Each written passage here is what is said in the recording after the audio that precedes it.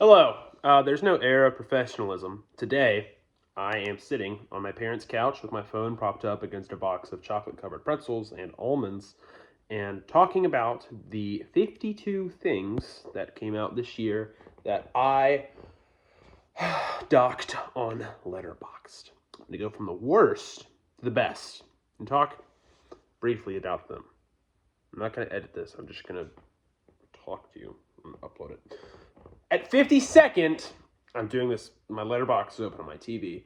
At 52nd, we have, this will not be surprising to anyone, we have Megamind versus the Doom Syndicate. 1/2 star.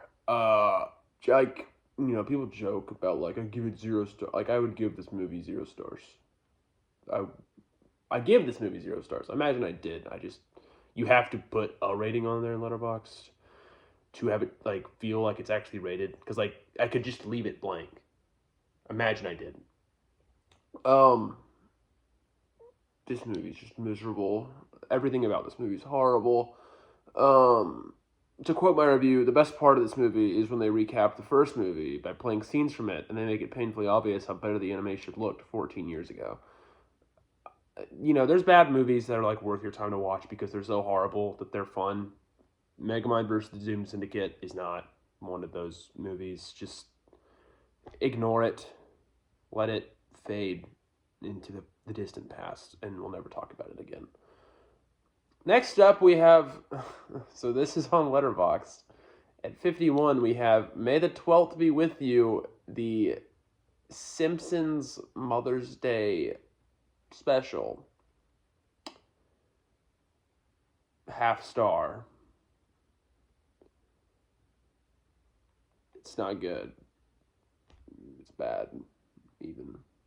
At 50th place, once my TV loads, I can tell you what it is. At 50th place, we have, okay, so you're going to tell that this is not all feature-length films because there's some of these that, they're just on Letterboxd, that, I was able to review. And this one is Cat Williams' Woke Folk. So I'm not familiar with Cat Williams. I've heard of him before. I haven't ever watched any of his comedy specials before. So I watched Cat Williams' Woke Folk because it was like on Netflix and it was a comedy special, and I was like, those are on Letterboxd. So I watched it and it sucked. There's like a whole portion, there's like multiple times where he'll just play YouTube videos that are like years old and like react to them. And the audience is like eating it up sometimes. It's also called Woke Folk. I never laughed once, and if in a comedy special, if I never laugh, you've totally failed at being what you want to do. 1/2 star. Okay, the next one, debatably, I could have put this at the bottom of my list because it's the one I hate the most, but those strong feelings, they at least overcome the total apathy I felt towards the previous three. Number 49 on my rankings, Megalopolis, 1/2 star. I know the people out there may say that's harsh. You're wrong. It's not harsh. I'm going easy on Megalopolis to even have watched the movie, frankly. I don't need to open my review. I know what I have to say about Megalopolis. It's a rare case when you dislike every single aspect of a movie. Not only a movie that's just like, oh, it didn't have any money. Like, clearly, Megamind 2, they didn't have any budget. They just wanted to quickly produce something to promote their straight-to-streaming show that followed the movie. And, the movie's horrible. It's a disgrace to the original, whatever. But Megalopolis is this auteur creator's, in his own mind, his magnum opus, Francis Coppola's, and he just produced something horrible. Megalopolis is the most, like, fake deep thing you've ever seen. I will say, there is even one good thing in the entire movie, and it's Aubrey Plaza. I liked her performance. I can't say I liked anything else about this movie. The visuals are ugly. There's this constant, like, gold shiny tint they put over everything. You know, like when Captain Marvel, when she like glows in the movies, when she like glows golden. That's how like everything looks in this movie, especially all of Adam Driver's. His name's Caesar, I think. His like visions for the future. It is the most like fake deep. I know the best future for everybody. Annoying thing ever. It also has title cards, which are like a cardinal sin in a movie for me, and whatever you can debate about it. But they're always just annoying. And this movie is the worst. It's the worst of everything. This movie is like the ultimate hateable, pretentious thing that you just despise. I really dislike Megalopolis, and I don't recommend anyone ever seeing it. It's incredibly long. It's incredibly boring. It's incredibly frustrating. The dialogue has already been memed. The entitles me, yes. Entitles me, yes. That whole thing. So go back to the club. I hate this movie. I really, really, really, really, really, really, really hate Megalopolis, and I hope no one ever tries to defend it. Number 48, a movie I'm much more apathetic about with a half star, is Borderlands. I think I put Borderlands over Megalopolis kind of just to like make a point. Like, Borderlands is probably a worse movie than Megalopolis. But at least I laughed one time at something Jack Black said amidst the like 400 lines that Claptrap had his character. Borderlands is another kind of movie where it's like you'd be hopeful this is a good bad movie. It's based off a video game, and so I think a lot of people had like, maybe they had some hopes that it could like capture some of the fun of those games. But a lot of the humor of the Borderlands games like gets kind of dated and old. Even in the games, people have this complaint about the games. And imagine if a whole movie, if every action scene was ugly, none of the jokes, except, maybe one, I don't even remember, was funny, and the story doesn't make any sense, and they rush through everything, and it's all just bad. It's not even memorable. I can hardly tell you anything that happened in this movie. Also, none of the casting made sense. They just casted big names and just like randomly threw them onto characters from the game. Borderlands, half star. At number 47, I think this is the last half star movie I have on here. It is. So there were 6 things that rated a half star that came out this year, and this is the last of them is Night Swim. Night Swim was one of the first movies that came out this year. I ended up watching it on streaming at some point in the middle of the year. Night Swim is just incredibly boring, with logic that doesn't make any sense. The movie doesn't ever explain or even pretend to ever have an explanation for why there's a spooky monster in the pool, besides just like, I don't know. I don't know how the pool works. Like, genuinely, I think it was like a pitch meeting challenge where someone was like, what if you did a horror movie about swimming in the pool at night? That's kind of scary when you're like in the water and it's dark. And that was it. That's the only amount of like substance for the movie is like that initial concept. It was never really scary. Night Swim, half star. Not much more to say about Night Swim. Okay, number 46 on another movie I really hate, but this is the first 1-star movie out of 5. Obviously, that wasn't clear. I'm on Letterboxd. Yeah, so this number 46 movie is Argyle. Talk about a movie that you like laugh at in the theater during because it's so stupid. Argyle is pretty laughably horrible at every turn in every conceivable way. I like Bryce Dallas Howard. I think that's what saved anything about the movie for me. It was fun to go like, oh, I like Bryce Dallas Howard. I like Bryan Cranston. Was Catherine O'Hara in this? Was she the? Hold on. Was Catherine O'Hara in this movie? I think Catherine O'Hara was the mom. But anyway, Samuel L. Jackson's also in this movie, and this was his name, Sam Rockwell. Is that his name? Sam Rockwell. I have to pull up the cast for myself. Sam Rockwell. Catherine O'Hara is Henry Cavill, isn't it? Dua Lipa, Ariana DeBose, John Cena. Yeah, how could I forget? Yeah, but Argyle, I think it's an Apple movie. Don't get me wrong, like Apple, the phone people, the Mac people, did this movie. Everyone saw the Argyle trailer. Where it's like Dua Lipa. Dua Lipa's in this movie for 10 minutes. And then the rest of the movie is just the worst plot ever. Nothing that happens in this movie is good. It just progressively becomes more stupid and convoluted for the sake of it.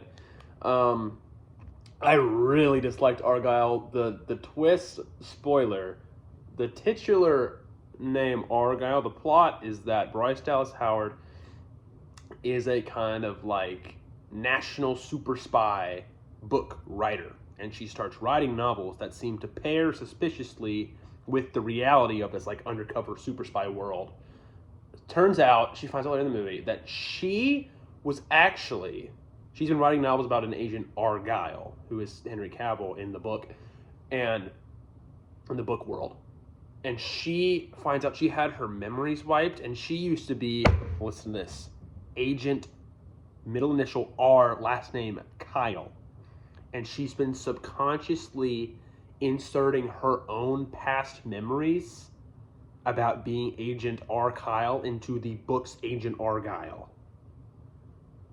If to anyone out there that sounds interesting, imagine it sounds incredibly stupid, because that's what it is. Argyle sucks. 1 star. Next up, we have Unfrosted. I believe Unfrosted was a Netflix original, but Unfrosted is a Jerry Seinfeld comedy about the invention of Pop-Tarts. Or like the development of Pop-Tarts. And so it's, if I know correctly, like I think Unfrosted is like, the plot of the movie is derived from what was like a bit about like, oh, what if like, you know, making Pop-Tarts was this like corporate battle between companies to like overcome the dominance that cereal and milk have on the breakfast industry.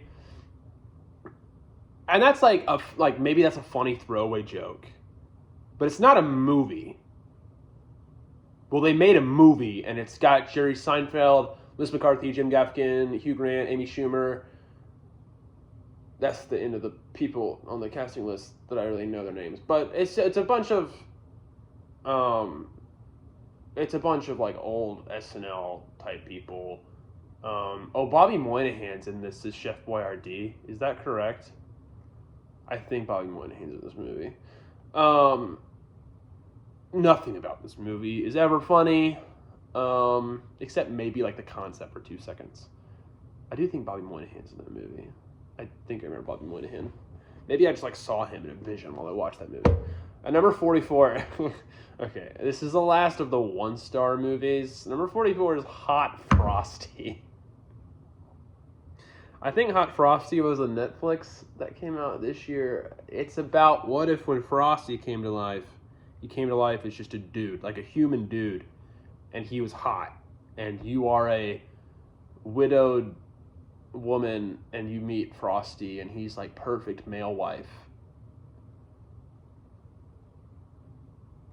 Imagine that movie. Awesome. You successfully imagined Hot Frosty. It's not great. Is that the last 1-star? I think the next one is also a 1-star. I thought it was. It is. Okay, that's not the last 1-star. Harold and the Purple Crayon at number 43, starring Shazam, Zachary Levi, Flynn Rider.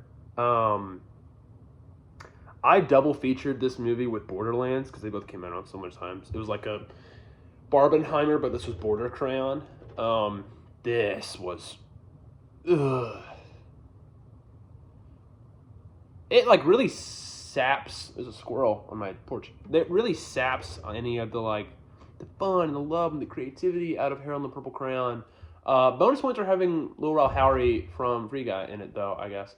Was that him that was in this movie? Am I remembering correctly that he was in this? I don't remember a lot about this movie. Except Jermaine Clement is the villain in this, Tamatoa. It's funny I reduced Jermaine Clement to just being Tamatoa. It is Lil Rel Howery. Zooey Deschanel is in this, yeah. Sorry, Jermaine Clement, not Jermaine. Alfred Molina was in this? I don't remember Alfred Molina being in this. Doc Ock was in this. Again, it must be funny for me to reduce these actors to just like the role I first saw them as. Harold the Purple Crayon is not really worth seeing. Okay, so number 42. This is a 1.5. I'm like pretty sure I rated 1.5 stars. I have to like double check that. Number 42 is 1.5 stars. It's Godzilla X. I said Godzilla X Kong: The New Empire. So I'm not into like the MonsterVerse. I think this is the first of these movies I ever watched. I'd love to watch Godzilla -1 or the like original Godzilla films. Big sip my Mountain Dew there. I think Godzilla's cool, but this movie's not good.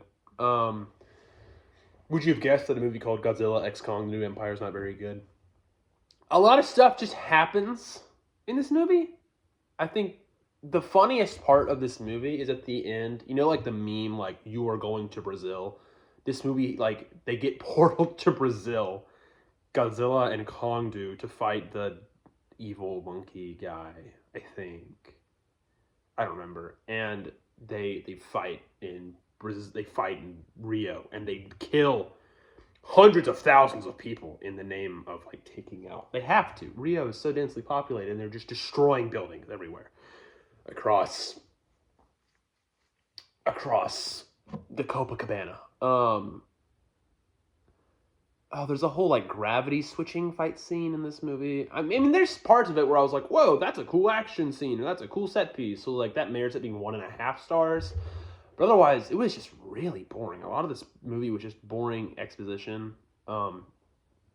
Anyways, number 41 is Trap, the M. Night Shyamalan movie starring Josh Hartnett. I think I'm saying his name right. Josh Hartnett, whatever. New hot older man type. Trap is not great. There are moments of interesting things happening in Trap, but it's just really uninteresting. It's the movie where, if you saw the trailers, where it's from the perspective of a guy who is a serial killer. He's at a concert with his daughter, watching M. Night Shyamalan's daughter perform. That's real. It's actually his daughter performing as like the Taylor Swift type artist, and he's a serial killer. And there's like the cops find out he's there, and so there's like a whole citywide sting operation to get the serial killer while he's at the concert. And I think he's called the Butcher or something, because he like mutilates people. So there's like, bonus points for an interesting concept, like a thriller from the perspective of like a serial killer trying to get out of somewhere. That's interesting, but it delves into the typical bad M. Night Shyamalan movie pitfalls, where it throws in twists and convolutions for the sake of it. A lot of things happen that are just hand waved away that need to happen for the plot, and the dialogue sucks. Horrible dialogue. Some of the worst dialogue in any movie I saw this year was in Trap. Okay, number 40, I literally watched before making this video, and I was like, okay, well, that's it. This is the last movie that came out this year that I watched this year. That is Carry On. This is the Netflix original with Taron Egerton and Jason Bateman.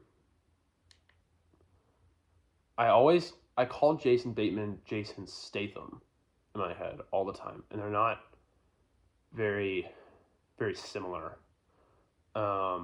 Jason Bateman and Sophia Carson, Evie from Descendants, my favorite Descendants character. Apparently there's an actor in Carry On named Michael Scott. I just saw that on the cast listing. The Office. Carry On is just fairly boring, and it's shot like a Netflix movie, where it's just every scene in this movie is like the same color. And I put this in my review, and it's like the most pretentious sounding thing I can say about it, but like the movie cuts between shots in like no less than a second every time. It's just like, we're looking at this person. Oh, the other person's talking now. Now I have to look at them. Like, God forbid we just zoom out and have them both in frame, or like only focus on one person. Like, we always have to just switch the camera back and forth. Not that every movie has to be shot in one take, but maybe be more creative with like your framing of scenes than just switching angles all the time. Like if I notice that and it's frustrating me, I'm not just being pretentious. Like that has to be obnoxious. I also found the plot to be kind of basic. Like Taron Egerton is a down on his luck TSA guy with a pregnant wife, and he wants to make something out of himself, and then he gets caught up in this whole kind of like terrorist type thing at the airport, and it's just who cares? If you maybe turn your brain off, it can be fun. At number 39, Carry On was 2 stars. I don't know, was that Carry On was 2 stars? Mean Girls 2024. Ugh. So, I haven't seen the Mean Girls musical of Broadway fame. I'd love to at some point. I'm sure it's great. But to my understanding, this movie kind of takes away anything that made the musical interesting. I don't know how much people really like the musical in context, but this movie has one good thing going for it. Renee Rapp's great. She's super talented. She's really good at playing a Regina George type character. I hope she gets to be in more things. Let her be in more things. She's great. And not just because she's beautiful, but because she's a good actress and a very talented singer. But everything about this movie isn't good. I don't really like the casting for like any character besides Regina George and, you know, obviously the returning characters. It just kind of takes away a lot of what made the original Mean Girls good. And the girls, this is the standard criticism, the girls aren't mean enough. Like, I understand, like, we don't want to be offensive, but, like, girls in high school are going to be offensive. They're going to be really mean and cruel to you and have really insulting things to say about someone based on their weight, their sexuality, their socioeconomic status, their race, their gender. Like, people in high school are going to be mean based on these things. And it's realistic to let them be mean about these things. It's not like we you know, let them be mean. Okay, anyways. At number 38, we have Despicable Me 4, 2.5 stars. So I was like kind of surprised that like I had fun during this movie. I'd say 2.5 stars marks like a movie that like I'm kind of neutral about. And Despicable Me 4 is one of those movies where I'm like, okay, fine, it exists. Whatever, let it exist. There were just some definitely fun parts about this movie. I do feel like Will Ferrell kind of phoned in his performance as the villain here. Like, what's funny is that it just sounds like Will Ferrell being Jean Girard from Talladega Nights as the villain in this. But it's fine. Clearly they did the Super Minions, or the Mega Minions, I think that's what they're called, to, like, sell more Minion toys. But it's fine. There's, like, this feels like it could be like a send-off to Despicable Me at the end of it. It does. And it produced the Pharrell song of Double Life, which is, you know, that's a great song. Anyway, Despicable Me 4 is just fine. It's an enjoyable watch enough. At number 37, I have Echo, which I'll admit, like, I definitely kind of skimmed through the show. Echo, the Disney Marvel show. So Echo's fine. I think that's all I have to say about it. The best part about the show is when Daredevil's in it. Otherwise, it's fine. I don't know. It just doesn't feel worth watching. Number 36. We have Blink Twice. This is it's like stereotypical, like, Eat the Richie movie. Also 2.5 stars I gave this one. You saw the promo for this movie. It's the, like, Channing Tatum holding, like, the Polaroid camera and, like, putting up the photo of, like, the screaming lady. If we could load Blink Twice, I could, like, remember who was in this movie. Blink Twice was just, it's very standard, run-of-the-mill, Eat the Richie type thriller movie, where it's pretty predictable what's going to happen. Oh, we're going to this rich guy's island. I wonder if things go wrong and people kill each other. Very Triangle of Sadness. Don't worry, Darlingy, the menu. Well, the most popular review of the movie on Letterboxd is "Don't worry about the menu, darling, get out." Yeah, it's just very much one of those movies. Naomi Ackie, that's her name. Haley Joel Osment was in that movie. It's boring. It's predictable, but it was fine. At the end of the day, it was fine. There were some scenes that were interesting and like well done, but it was a pretty run of the mill eat the Richie movie. Okay, number 35. I have Bad Boys Ride or Die, which I believe I gave also 2.5 stars. I'm like pretty sure that I did that. Yeah. Bad Boys Ride or Die is it's fine. It's fun. It's cute. It's just like super run of the mill action reunion legacy sequel type movie. There's not much more to say about it. Number 34, there's a movie that I might have more to say about, and that's Long Legs. 2.5 stars. So people seem to be all over the place about what they think about Long Legs. Some people think it's like the most terrifying movie they've ever seen. Some people think it's just okay. Some people think it's bad. I find myself kind of in the middle about Long Legs. I think that the build-up in this movie is awesome. I think Nicolas Cage is really going to be creepy. But I think this movie's plot kind of tanks it and removes any element of mystery. Once Nick Cage, his character, gets arrested and we start doing we have to explain everything, this movie just really tanks. And once you just like know everything that's going on, there's any sense of like mystique or intrigue is removed, the movie just like chooses to explain everything that's going on for you. That's not interesting. That's not a cool development or way to cap off the mystery. So Long Legs kind of nosedive for me in the third act, from what could have been a pretty interesting movie. So that is Long Legs, 2.5 stars. At number 33, a movie I watched pretty recently, we're going into the 3-star range now, is Joker Folie à Deux. I'm not pronouncing the French words right. So this is Joker 2, Electric Boogaloo, Joker Falling Doo-Doo. This movie's complicated to like have an opinion on. It's interesting. It's kind of like a deconstruction of Joker's character from the first movie and the kind of like culture that developed around it. So whether you're like, there's a lot of interesting ideas at play in this movie, and sometimes it's visually really pretty, but it's a really meandering movie. I've seen that word in like every review of this, where it just really takes its time getting to a point, and by the time it does, you kind of don't care anymore. So that's Joker 2. Okay, so I think like 33 or like 3 stars and above, I might recommend watching.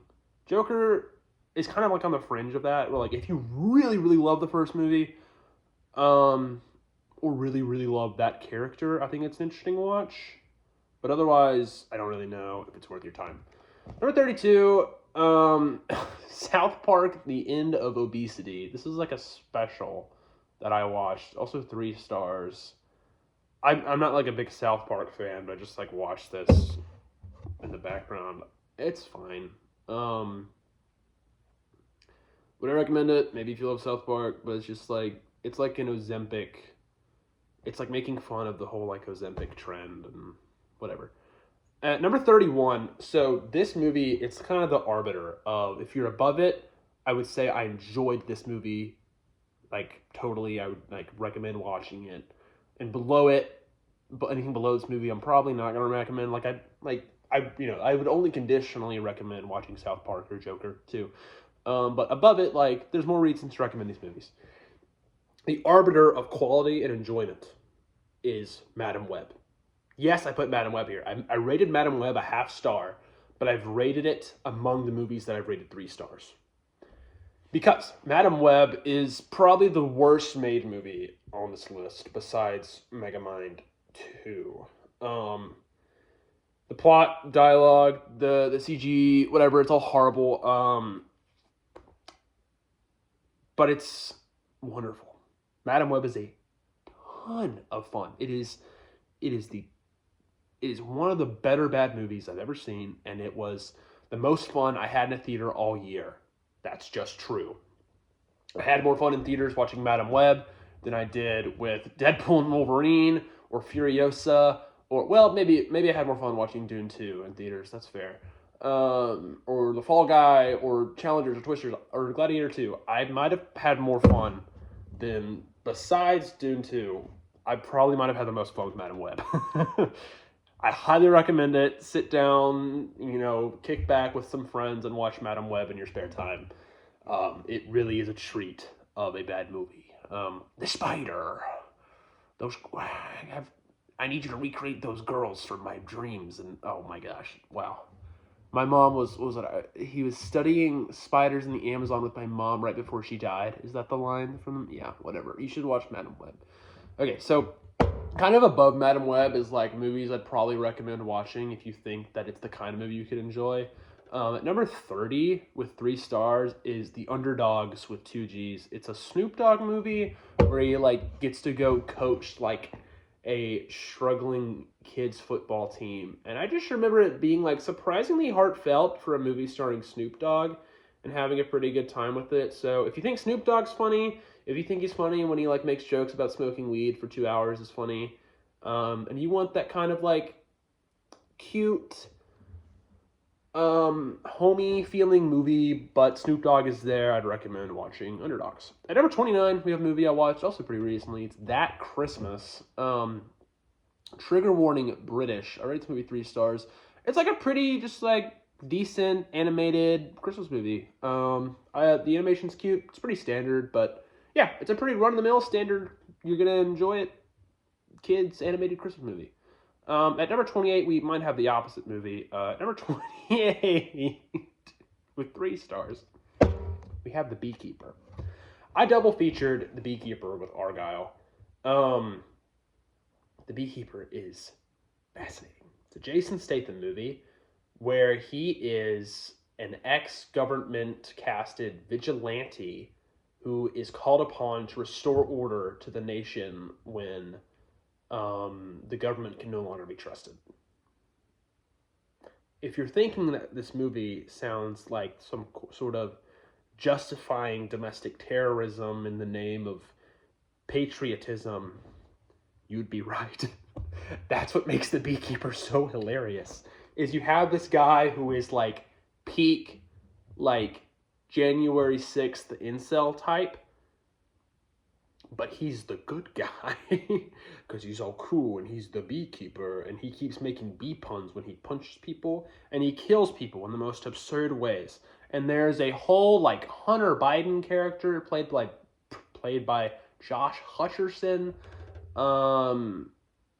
And there's like the end of this movie is like kind of bar for bar how The Dark Knight ends. Like this movie is trying to cast the Beekeeper as a like Batman type character.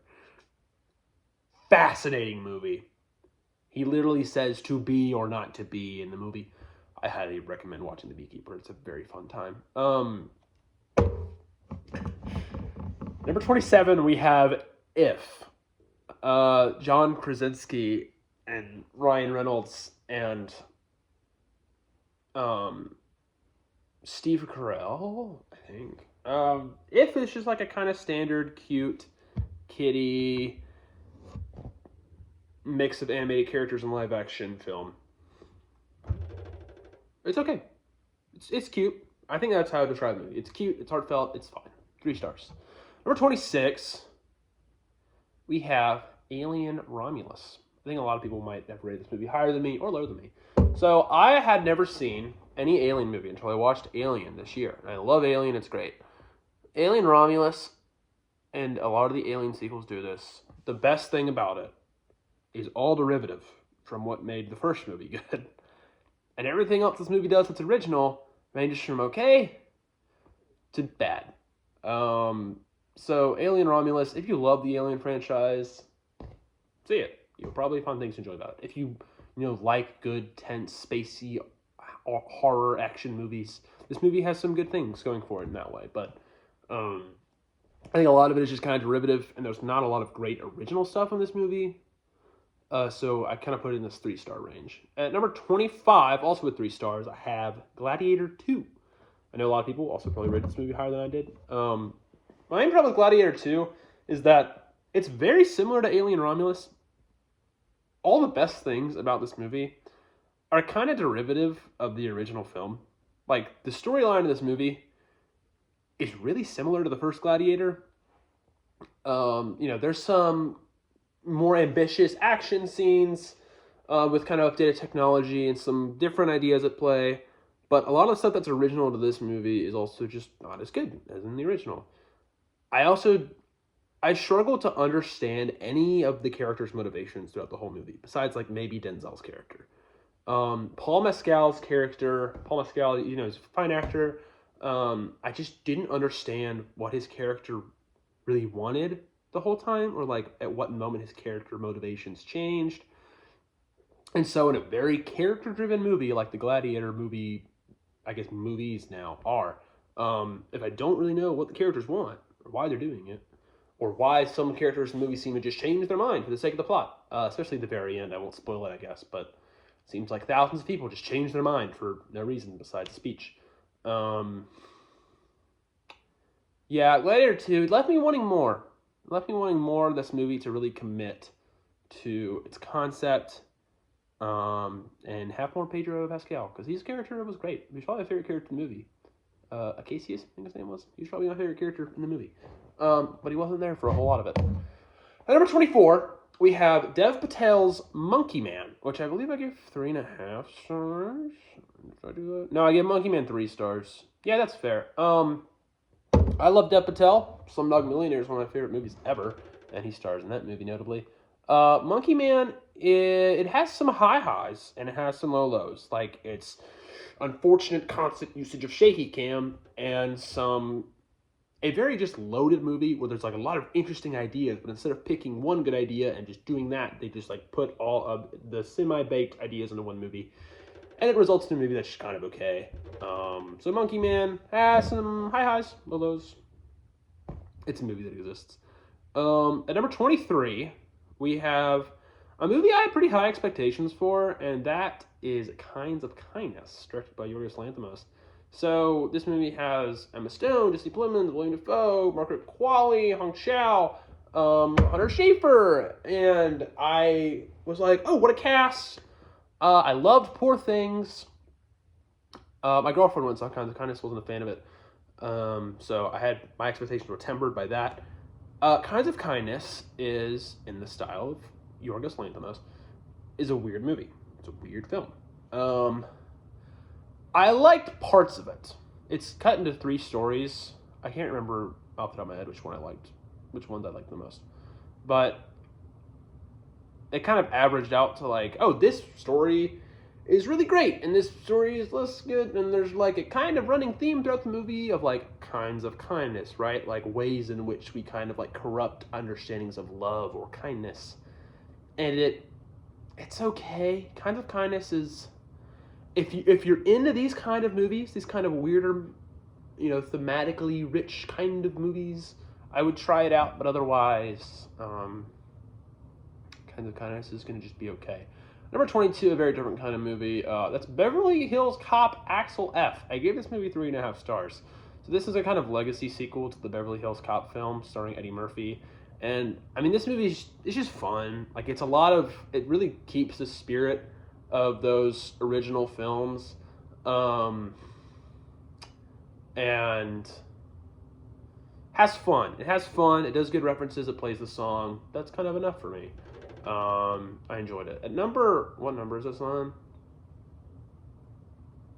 This is going to be an interesting film to include because it's on Letterboxd, which is fun, but no one's going to know what it is or have ever heard of it because it's a short film, actually developed and directed by friends of my girlfriend, who she's worked with. It's 21, like 3.5 stars. It's called Cunning. Cunning is a short film about a woman recovering from sobriety, like trying to stay sober after like recovering from being an alcoholic. 3.5 stars for like obviously the kind of budget they have to work with this kind of movie. It's really well done. It's pretty honest and heartfelt depiction of like struggles with addiction.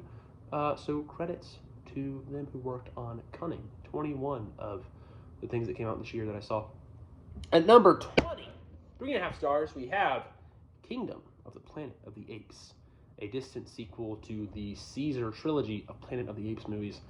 This movie is just, it's okay. It's enjoyable. It does some good things to really, like, carry on Caesar's legacy. But it unfortunately reveals that, like, the best thing about these modern of the Planet of the Apes movies is Caesar as a character. I watched all those movies this year and just really enjoyed them. And Kingdom of the Planet of the Apes, it's hard to say, is just kind of okay. It's just kind of okay. But if you like those movies, you'll probably enjoy this movie.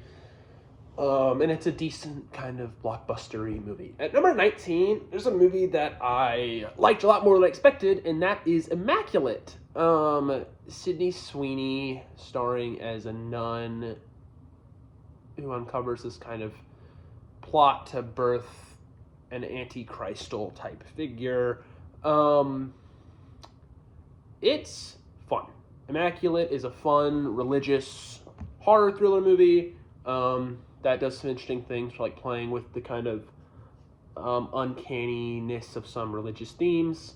Even as a religious person, I was really interested in what Immaculate had to say, and I had a good time. So if you're interested in those kind of horror thrillery movies, I recommend watching Immaculate. It'll definitely find ways to make you uncomfortable, spook you, and make you think. So right above Immaculate, we have a movie that's very different that I saw this past week. Sonic the Hedgehog 3. 3.5 stars. I mean, I'm a sucker for video game movies. And this movie pays a lot of fun homages to like Sonic Adventure 2. I think this movie again gets caught up in when this movie stays in the Sonic verse, when it's doing references to the games, when it's finding fun ways to adapt the plot of the games to movies, it's great. And when it like strays from that, it's less interesting. I will say the different thing that it did that I enjoyed probably the most was Jim Carrey. Jim Carrey playing both Ivo and Gerald Robotnik is super fun. Him playing himself and his grandfather is very funny. It does kind of distract from some of like the better, more intense action scenes because this movie like can't go without making a quip or a joke every 10 seconds, which is in the spirit of Sonic, sure, but it definitely does sacrifice some of like the tension or cool action moments this movie could have had. But they play, live, and learn from Sonic Adventure 2, and they have Super Sonic and Super Shadow destroy the Death Egg. So, sorry, spoilers, but it's a game that released 20 years ago or whatever. Sonic 3 is fun. I think it's a fun family movie, especially if you care about Sonic. You'll have fun with the movie. At number 17, 3.5 stars, I have Twisters. I really enjoy Twisters. I was kind of surprised by how much I enjoyed Twisters. It was just cute. I liked the romance plot. It was a cool way to kind of depict a kind of down-to-earth conflict of like Twisters in Oklahoma, which are a real thing, and they kill people. And it like this movie like respected that and also tried to showcase how new technology is trying to like combat natural disasters. And just kind of the real people that they affect, while also having like a good, well-acted romance plot. Number 16, a movie that I know, again, a lot of people probably rated higher than me, 3.5 stars, is Challengers. So, to me, Challengers is like the peak 3.5 star movie, where I feel like it's really like teetering on the edge of being something great, and it falls short in a few ways for me. Challengers is a movie that is complicated. So one, I love what this movie's doing with this metaphor of like the passion of sports competition mixed with, or kind of like paralleled to like love and like sensual passion. It's really interesting. I don't think this movie like totally nails what it's trying to do all the time. I think it's like a little bit short of like totally nailing its approach. There's some parts of the movie, I'm reading my own review to like recall what I thought about this movie. There's some parts of the movie I found to be a little bit boring, and I don't think this movie ever like fully capitalized on its concept. And there were some like moments in the movie where I was just kind of like, what's happening? Why am I watching tennis from the ball's perspective at the end of the movie? So there were some kind of like, moments, and like I don't think the movie ever had like a whoa moment where it like really fully bought in to its concept, about like comparing athletic competition with like sexual passion. And I wish it did more of that, but it's it's okay. It's people describe it as like the horniest movie of the year or whatever, but I don't think this movie ever like fully committed enough to that to really like sell me. At number 15, we have the roast of Tom Brady. This was a lot of fun. This was a lot funnier than I thought it would be. Um, and a lot of really funny roasts against Tom Brady, from people that are adjacent to him or kind of in the comedy sphere. I I had a ton of fun watching this and was really surprised by how funny it was. So for me, it's like if you're a comedy special and you make me laugh for almost every segment of the movie, you're doing really well as a comedy special. So I gave it 4 stars. High praise. But I really enjoyed the greatest roast of all time, the roast of Tom Brady. At number 14, a recent release, we have Sabrina Carpenter's A Nonsense Christmas. 4 stars. It was fun. I would say that, like the production quality is great. Sabrina Carpenter's wonderful. She's very fun to watch. She's got a great bubbly personality, and it had some fun guest features, but there were some like less funny moments. But overall, very fun, very Sabrina Carpenter. A good time for Christmas, especially if you enjoy Sabrina Carpenter. At number 13, at 4 stars as well, we have The Greatest Night in Pop. This is the documentary on We Are the World. Is that what it's called? Yeah, We Are the World. So, the 80s anthem of sending out love to Africa. So, this is a really fascinating documentary, that highlights just how cool of a person Lionel Richie is, but it's a lot of never before seen footage of these like mega stars from the 80s interacting, and the really interesting development of We Are the World. I really recommend it, especially if you're interested in kind of recent history and events and the music industry. The Greatest Night in Pop, really, really cool. Highly recommend. At number 12, also 4 stars, a movie that I definitely have rated higher than most people is The Ministry of Ungentlemanly Warfare. This movie's super fun. It's a kind of like special forces. It's the first special forces mission in history, during World War II. These guys who have to go undercover and carry out a mission against the Nazis. And it's a Guy Ritchie film. And you know what? I had a lot of fun. I was sold by it.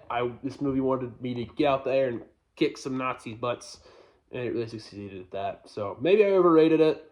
That's fine, but I had a ton of fun with the Ministry of Ungentlemanly Warfare, and really recommend it to anyone who's interested in kind of like cool historical tidbits. At number 11, 4 stars, we have The Fall Guy. The Fall Guy is super fun. The Fall Guy is a great kind of homage to the underappreciated stuntmen of film. It's got some great action, some great comedy, and a cute romance. It's fun to follow. I really recommend The Fall Guy.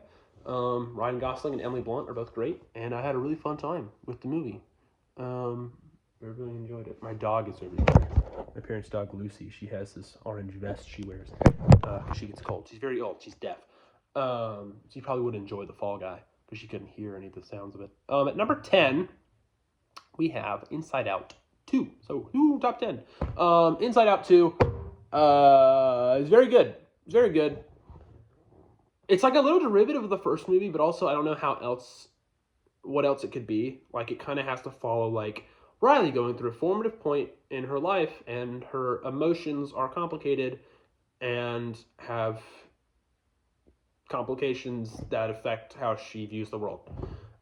It's good. I think the introduction of more emotions is a fun natural development that continues to like complicate and develop the world of Inside Out, and it kind of gives the movie potential to like keep making more of these. Like make a movie where Riley is, in her teenage years, when she's going into college, when she's coming out of college, like you can just progressively follow Riley's life, and like Inside Out will have like an interesting concept and have something interesting to say about the nature of emotions and the subconscious mind, and how, you know, maybe our emotions control us more than we control them, kind of questions. And it was fun, it was funny, it was cute, and I really enjoyed Inside Out too. I love the first movie. It's not as good as the first movie, but it is still quite good. At number 9, and I haven't rewatched it, and this is definitely kind of swayed by like the hype of the time.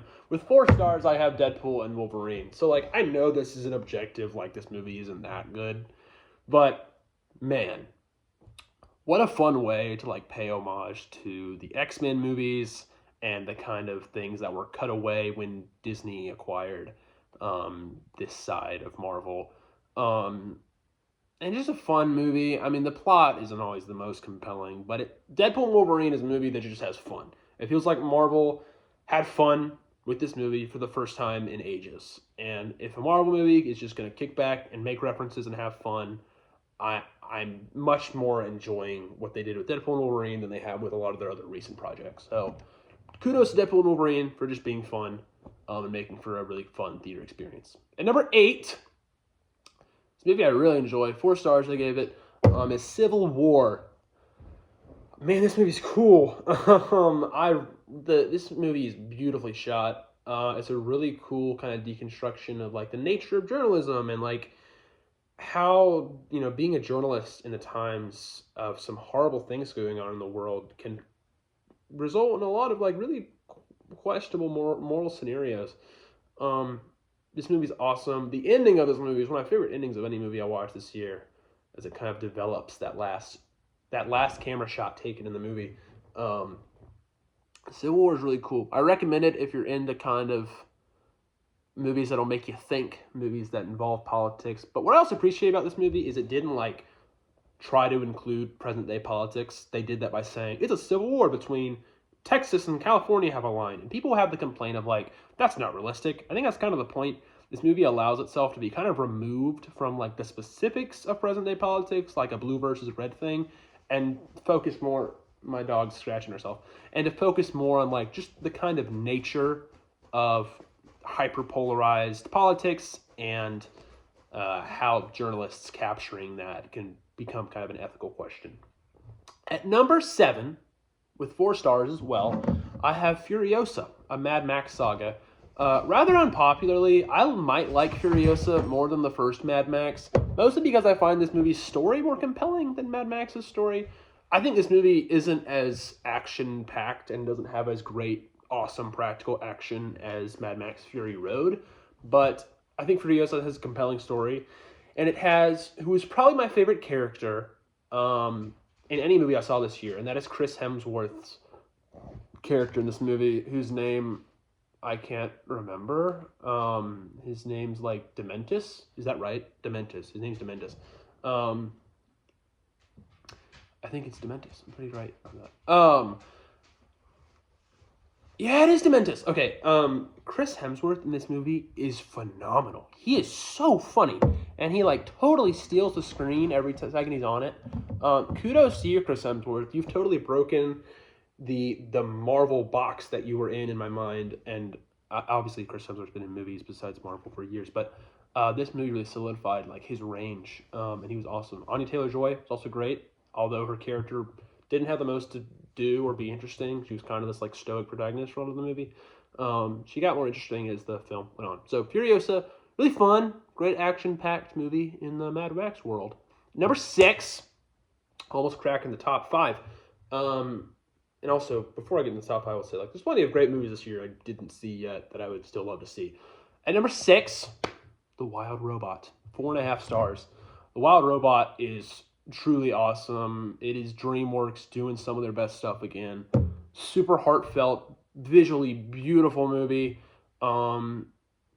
Really, you know, pulls on your heartstrings. Has some kind of awesome ideas about this very environmental positive message. Visually stunning. Makes you giggle, makes you smile, makes you cry a little tear. Quintessential great modern kids animated movie. Not much more to say about the Wild Robot. I really recommend it. Number 5. We're in the top 5 now, baby. Woo! 4.5 stars. I have We Live in Time with Andrew Garfield and Florence Pugh. This movie's great. I love nonlinear storytelling, although that seems to be the main complaint people have about this movie. Disagree.